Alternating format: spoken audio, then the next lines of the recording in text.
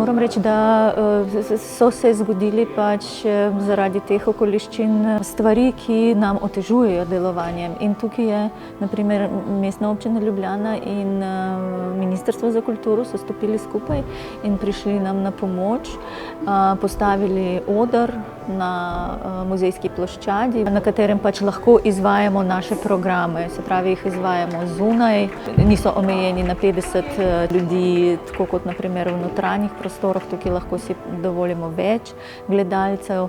Mi smo stopili nasproti gledalcem tako, da smo ukinili pač vstopnine, karte, smo stopili res dejansko bliže našim gledalcem v tem smislu, da ponujemo veliko programov zastonj.